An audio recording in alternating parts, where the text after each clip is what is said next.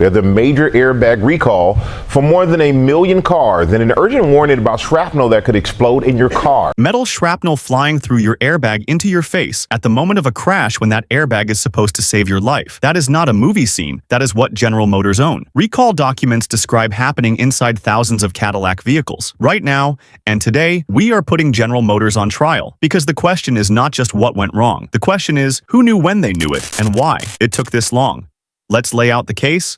General Motors has announced a series of airbag-related recalls affecting thousands of Cadillac, Chevrolet, and GMC vehicles. The total number of affected vehicles across all campaigns could exceed 9,700 units. Most of the vehicles involved are older models built between 2015 and 2019. The charge against General Motors is simple. These vehicles have been on the road for over a decade. The airbag inflators inside them were manufactured with a defect that could turn a life-saving device into a weapon, and the people driving these cars had no idea. So who is responsible? Let's go through the evidence before we get into who is to blame. Let's talk about how an airbag is actually supposed to work, because understanding this makes the defect even more alarming when your car detects a crash. Sensors send an electrical signal to the airbag inflator in milliseconds. That inflator contains a chemical propellant. Think of it like a tiny controlled explosion. That explosion generates a burst of gas that inflates the airbag in less than 1/10 of a second. The whole thing happens faster than you can blink. When it works correctly, that cushion of air absorbs the impact and protects your head and chest from hitting the steering wheel or dashboard. It is one of the most important safety inventions in automotive history, credited with saving tens of thousands of lives every year. But here is the thing: that inflator is basically a small explosive device sitting inches from your face. When the chemistry inside it goes wrong, when the propellant is defective, instead of a controlled burst of gas, you get an uncontrolled rupture, and the metal casing of that inflator becomes shrapnel. That is exactly what is happening in these Cadillac vehicles. First defendant, the parts supplier. The front driver's side,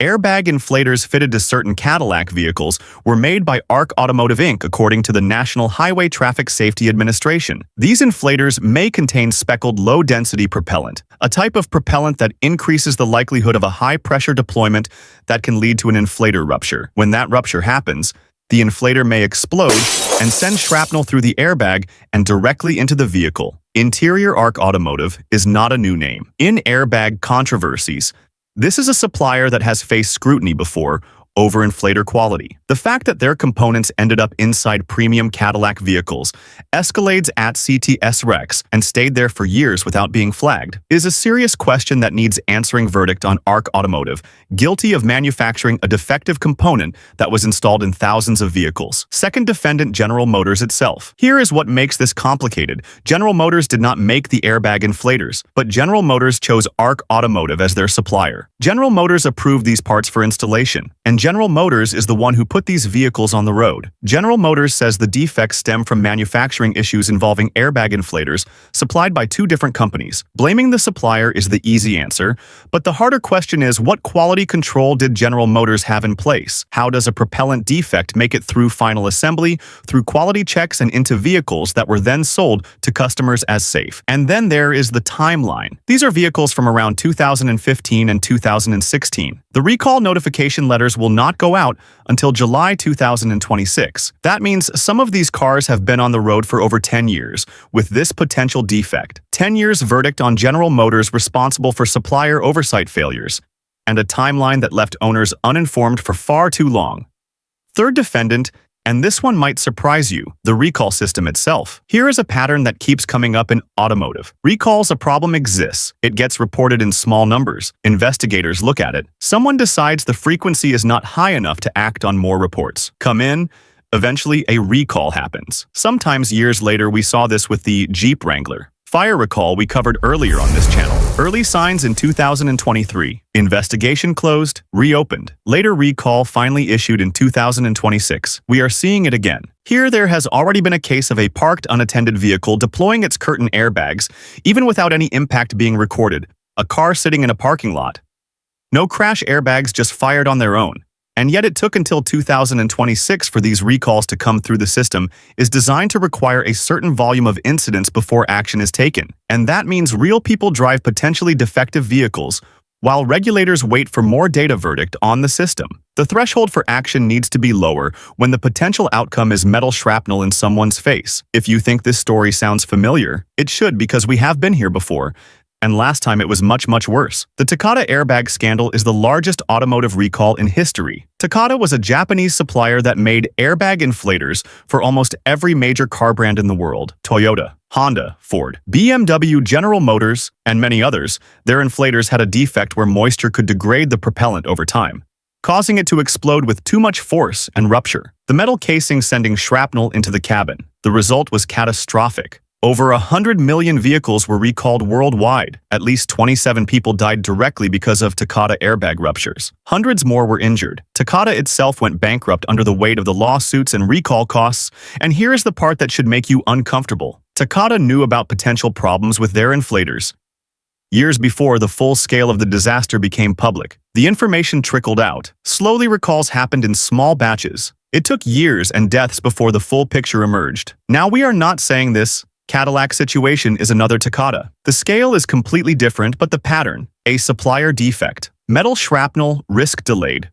recalls vehicles on the road for years. That pattern should make everyone pay attention. Let's talk money, because this is where things get interesting for General Motors. As a company, automotive recalls are expensive, not just for the obvious reasons: replacing parts, paying dealer labor, sending out notification letters. The bigger costs come from lawsuits, regulatory fines, and reputation damage. In the Takata case, the financial fallout ran into billions of dollars across the industry. Individual automakers faced massive class action settlements.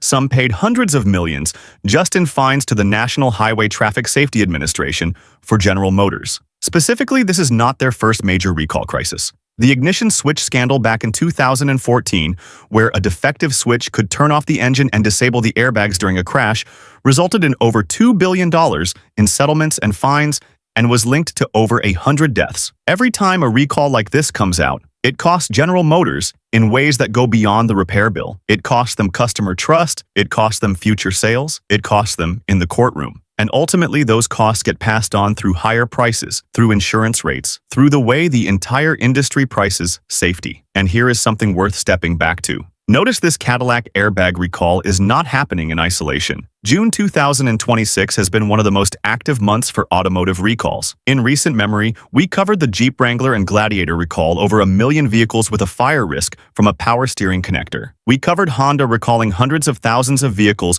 over a suspension issue that could cause loss of control. Hyundai stopped sales of the 2026 Palisade after a fatal incident with power folding seats, and now General Motors with airbags that could rupture multiple major brands.